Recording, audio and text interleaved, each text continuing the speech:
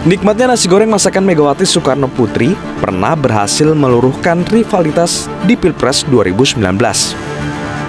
Saat itu persisnya 24 Juli 2019, Mega secara khusus membuat nasi goreng untuk Prabowo yang baru kalah Pilpres dari pasangan Jokowi Ma'ruf.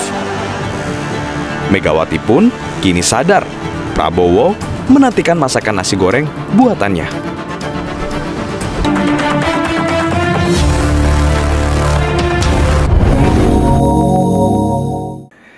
Halo, assalamualaikum warahmatullahi wabarakatuh. Jumpa kembali dengan Banyuwangi Official. Oke, selamat malam semuanya. Dan malam hari ini kita mau nonton lagi videonya Opung Barbelak membahas tentang nasi goreng yang tentunya ini lebih seru ya teman-teman. Dan sekaligus membahas tentang Ibu Megawati Soekarno Putri. Oke, bagaimana videonya? Kita siapkan dulu dan mari kita tonton bareng videonya Opung Barbelak. Dan lanjut, let's go. Tahu kalian? Setelah Pilpres, udah kuhitung lebih 10 kali Bapak Prabowo dan Ibu Megawati kepengen makan nasi goreng sama-sama. Tapi nggak jadi-jadi. Apa sih susahnya makan nasi goreng? Makan nasi goreng loh, bukan perkara yang lain. Apa kalian percaya cuma sekedar makan nasi goreng? Makin nasi goreng tapi setelah itu ada titipan.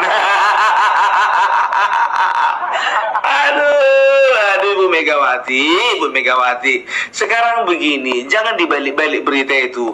Bukan Bapak Prabowo yang kepingin ketemu dengan Ibu Megawati. Ibu Megawatinya yang kepingin ketemu Bapak Prabowo. Kalian itu suka kali seolah-olah semua orang mau di bawah kalian. Padahal sekarang posisinya kalian yang lagi di bawah. Ya, itu dia makanya gue bilang, perkara makan nasi goreng aja. Nanti biar aku yang aturkan jadwalnya. Aduh, tahu enggak kalian ya, sebetulnya makan nasi goreng antara Bapak Prabowo dan Megawati ini, jujur aja gue bilang ya, nggak ada hubungannya sama sekali sama kabinet. Serius. Jadi apanya Pung? Ini ada hubungannya dengan Kongres. Gak percaya kalian? Jadi sebetulnya Megawati itu sebetulnya sudah mengikhlaskan untuk PDIP. Tidak ada satupun anggotanya ada di kabinet, tapi cukup diwakilkan kepada Budi Gunawan. Kalau ngomong nggak ada, kita perlu perwakilan dari PDIP untuk kabinet, tapi masuk juga Budi Gunawan. Maksudnya sampean iki opo? Anak kandung nggak dimasukkan, anak tiri dimasukkan. Anak kandung anak tiri itu kan sama-sama statusnya sama-sama anak. Wah, sampean ini kepengen ngebodoh-bodohi. Aduh. Tapi sebetulnya Budi Gunawan itu sebagai simbolnya itu, sebagai simbol kehadiran PDIP tanpa wujud.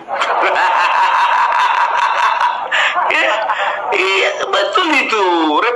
Representasinya PDIP dan Megawati kalau Budi Gunawan itu. Udah dengar sendiri kan apa dibilang mereka, bahwasanya kami oposisi dengan dengan Bapak Prabowo itu tidak sama dengan waktu dengan SBY. Ya waktu dengan SBY sakit hati si Mega karena SBY kemarin mengalahkan Megawati. Makanya posisinya kue kemarin itu sebagai oposisi. Nah sekarang kan yang jadi presiden kawannya. Mau bilang apa? Orang kaya pula, itu masalahnya. Jadi kenapa aku bilang bicara Kongres? Ya, karena begini, Kongres itu ya sangat rentan diganggu oleh pihak ketiga. Betul ya, masih ingat kalian Muldoko bagaimana bikin kacau di Partai Demokrat? tanggal 1 Februari diadakanlah kongres. Hasil dari kongres Partai Demokrat, ya, AHY menjadi ketua umum, ya, tanggal 1 Februari 2021. Nah, bulan Maret, Muldoko beserta juga dengan kawan-kawannya mengadakan kongres luar biasa di Deli Serdang. Dan udah tahu kita keputusannya, bahwasanya Muldoko dijadikan ketua umum. Kan begitu.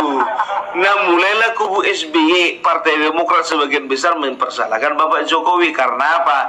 Karena waktu itu Muldoko menjadi kepala staf kepresidenan. Kan begitu. Nah, waktu itu Muldoko bikin manuver lah dia, ya kan? Dia laporkan lah. Siapa yang dilaporkan? Dia laporkanlah AHY dan juga Yasona Lauli. Dilaporkannya biar tahu kalian ke PT UN. Tapi akhirnya tahun 2022 ya PT UN menolak atas gugatan dari Muldoko. Nah, jadi waktu itu sempat sebetulnya agak bersih tegang ini antara Partai Demokrat dan juga Bapak Jokowi, cuman gara-gara si Muldoko. Padahal ambisinya dia itu bukan ambisinya Jokowi. Untuk apa? Apa gunanya Jokowi mengaut-aut Partai Demokrat?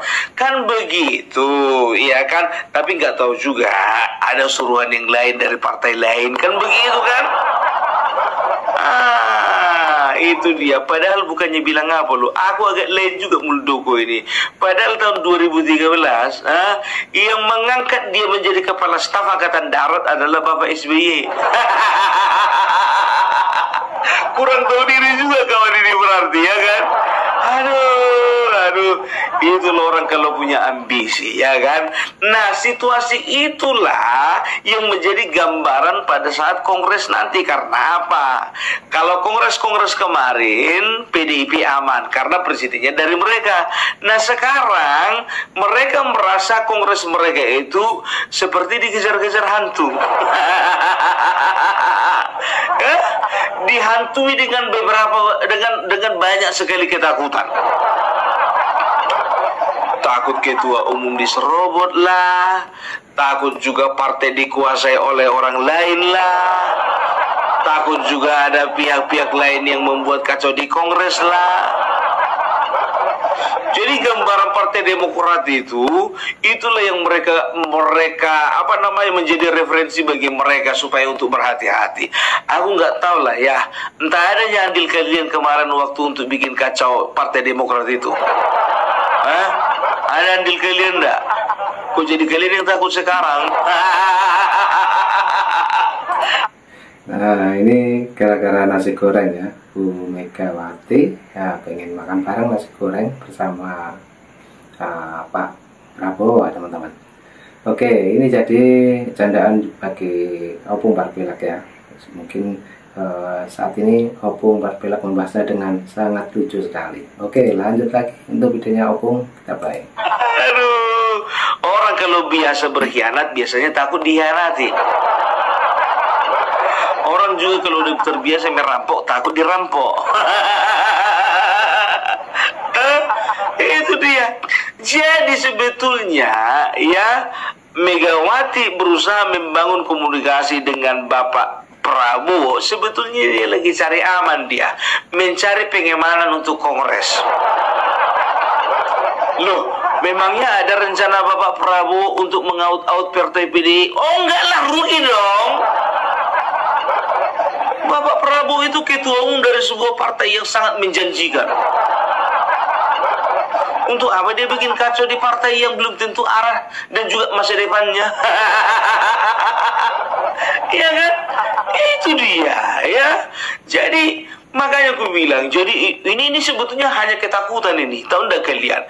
Bahwasanya di dalam ilmu psikologi ya, segala sesuatu atau segala kekhawatiran itu ya bisa dikatakan 90% itu nggak terjadi itu. Iya. Tapi dia akan terjadi ketika kita meresponinya secara negatif.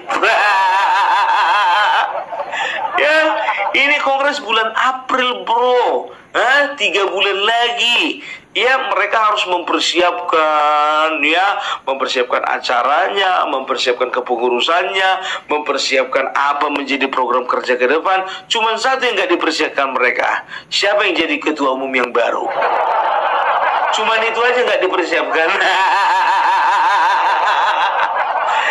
Karena dari Hasto sendiri juga mengatakan bahwasanya Ibu Megawati masih mendapat kepercayaan dari rakyat untuk menjadi ketua umum.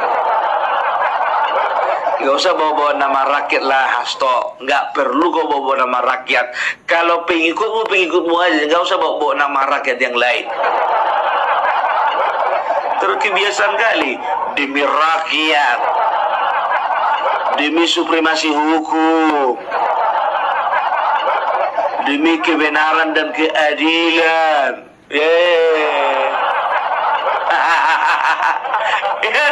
Jadi itulah yang bisa dikatakan bahwasanya sekarang ini mereka ini sangat ketakutan gitu.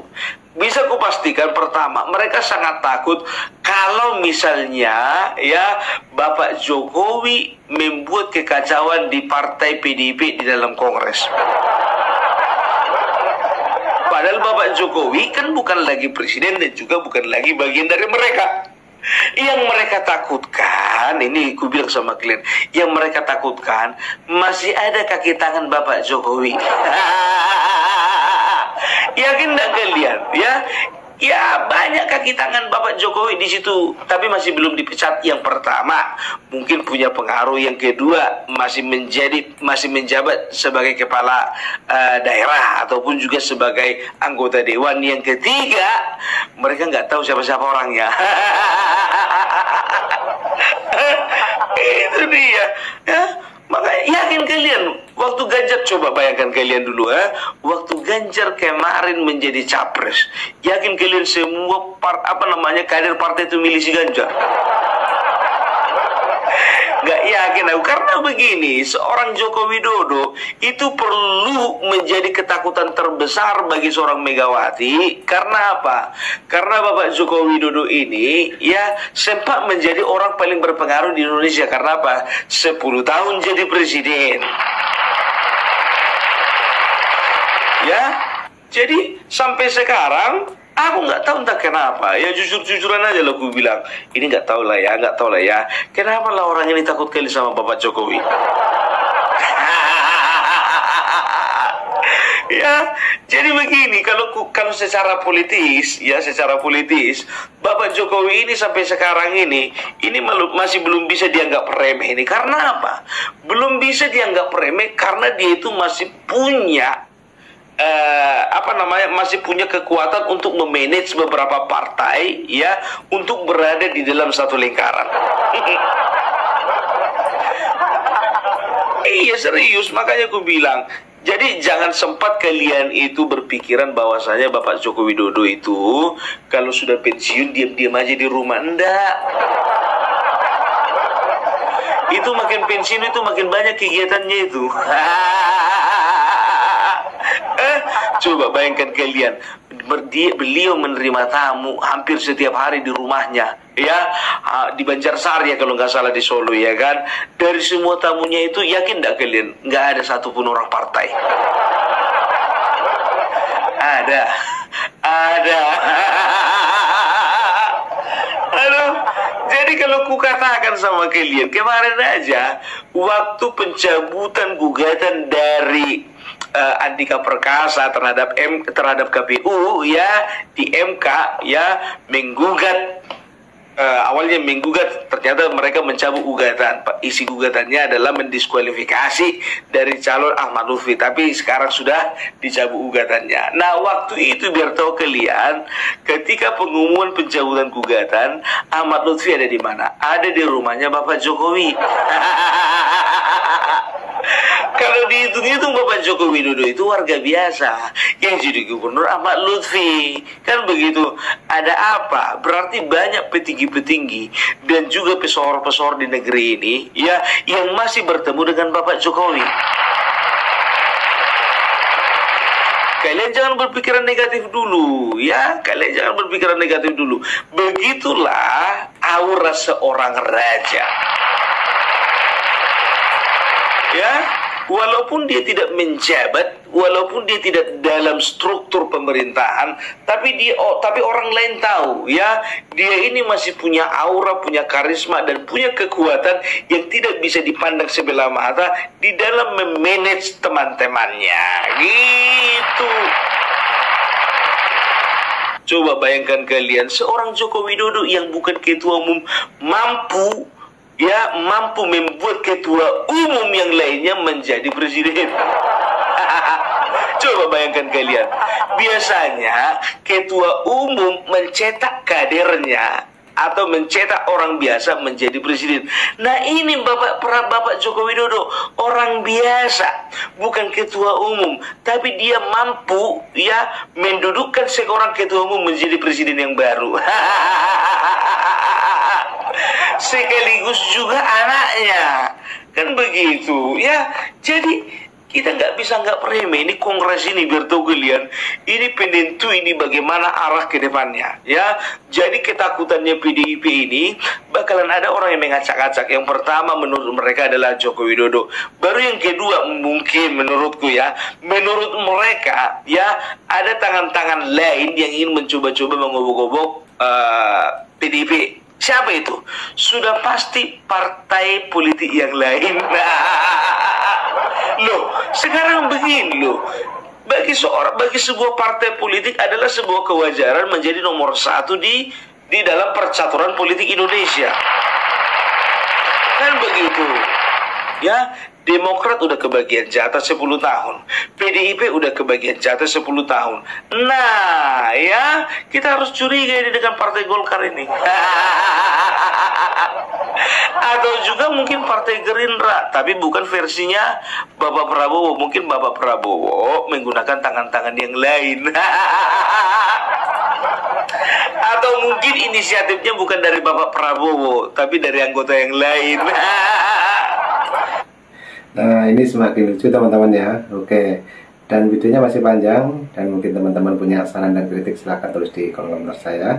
Oke, lanjut lagi. Opung Parpelak kita play untuk videonya membahas tentang Bu Megawati ataupun kader PDIP. Lanjut. Ya, karena bisa dikatakan dua partai kuat ini sebetulnya yang bisa dikatakan mencapai posisi tertinggi. Nah, kemarin kan itu kan PDIP. Ya, PDIP nomor 1, 2 Golkar, 3 Gerindra. PDIP 1, 2 Golkar, 3 Gerindra. Nah, sekarang kan nggak menutup kemungkinan Golkar kepengen juga di atas dong. Ya kan? Begitu juga Gerindra pengen juga di atas dong. Jadi kemungkinan dua partai ini dalam waktu dekat bisa mencapai puncak yang paling atas, kan begitu. Kalau Partai Umat belum. Partai Umat belum. Apalagi Partai Negoro, apalagi itu juga belum. Aduh, satu lagi apa, Partai Kehidupan. Partai Kehidupannya. Oh, Partai Perubahan. Itu dia. Jadi bisa dikatakan banyak pihak yang ingin mencoba-coba untuk menggagalkan kongres ini, ya kan gitu. Itu menurut PDIP. Makanya mereka berusaha untuk mencari pengamanan dari Bapak Prabowo. Maksudnya begini, kalaupun ada di antara teman-temannya Bapak Prabowo ini, setidaknya Bapak Prabowo bisa menasihati mereka, wes ojo diganggu. Ibu Megawati itu koncoku ya, jangan diganggu. Paling tidak seperti itu aja, ya. Makanya aku bilang, kalau dikatakan katanya ini politik, bro, politik. Kadang-kadang disampaikan di depan umum A, kejadiannya B, kan begitu. Sama kayak si Hasto dan si Koni, ya. Mereka katakan mereka punya bukti, kan begitu, punya foto, punya video, punya rekaman suara. Begitu dikonfirmasi sama si Koni ketakutan. Apa dibilangnya? Saya ralat ya, ini bukan bukti nih. Bukan bukti, saya ralat ya, ini bukan bukti ya, bukan bukti. Masalah terong-terongannya Ibu Iriana juga, maaf ya, saya nggak ada ke arah situ. Itu makanya aku bilang ya. Jadi bisa dikatakan ya mereka ini butuh konsentrasi penuh ini, ya kan begitu, karena mereka itu perlu mempertahankan posisi mereka menjadi pemenang, kan begitu ya. Tapi jujur aja lah aku bilang, aku nggak ngerti bagaimana pola pikirnya orang ini ya. Jadi mereka menganggap bahwasanya Joko Widodo itu adalah ancaman paling berbahaya, ya kan begitu. Mereka juga menganggap bahwasanya ada partai-partai ingin berusaha mengobok-obok PDIP, kan begitu ya. Dan juga mereka berpikir bahwasanya ya partai mereka itu dizulimi dan dikeroyok rame-rame. Sekarang begini ya, apa namanya, kalian itu kan berangkat dari rasa ketidakpuasan kalian karena kalah. Jujur aja lah gue bilang ya, karena kalian kalah nggak bisa mendapatkan kursi presiden, nah mulai dari situlah kalian bikin ulah. Ya coba ya bayangkan kalian, Bapak SBY ya, ketika partainya tidak lagi mendapatkan kepercayaan rakyat ya, dia menyerahkan segala sesuatunya itu kepada alam. Aku nggak berani bilang kepada Yang Maha Kuasa ya, karena apa? Semua ada waktunya, semua ada masanya. Itu loh, ingat roda ini berputar. Makanya ketika kalian di atas direm biar jangan ke bawah lagi. Ya, itu dia maksudnya apa? Jadi ketika kalian di atas kemarin, rem, jangan kalian bikin fitnah. Rem, jangan kalian bikin penyerangan. Rem, jangan kalian bikin hasutan. Gitu loh. Ini enggak. Begitu di atas kalian mulai serang Bapak Jokowi, mulai kalian fitnah, mulai kalian katakan beliau pengkhianat, mulai kalian katakan Mulyono, mulai kalian katakan yang lain-lain. Anaknya pun begitu juga, jadi wakil presiden kalian serang gara-gara kalian kalah. Ujung-ujungnya apa? Begitu di atas roda berdiri itu dengan cepat meluncur ke bawah. Karena kalian sendiri yang membuat, karena ulah kalian sendiri, nggak ada ulah orang lain itu ya. Jadi makanya ya, kita lihat aja nanti apa yang dihasilkan dari kongres ini. Dan ingat ya, aku bilang sama kalian, kalau memang kongres kalian itu hanya untuk internal partai, jangan kalian kalian publish itu sama wartawan. Bareng kalian kayak gitu, kalian bilang hari ulang tahun, kami internalnya kami nggak ngundang siapa-siapa, tapi wartawan kalian undang.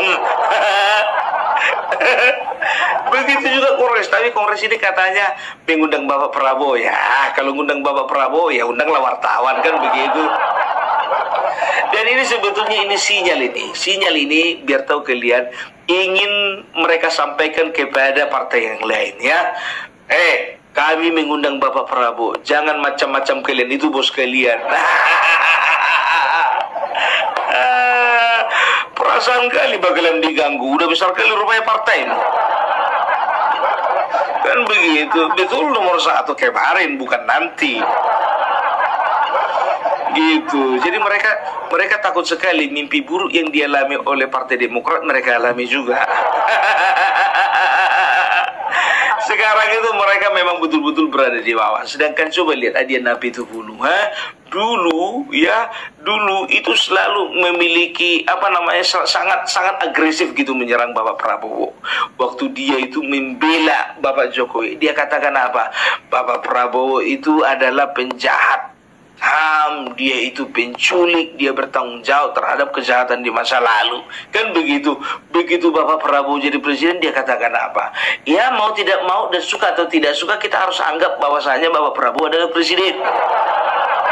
Dan ketua umum kami sangat bersahabat panjang dan dalam dengan presiden. Kan begitu kan? Mau bilang apa? Makanya gue bilang jangan terlalu maju kali kalau ngomong.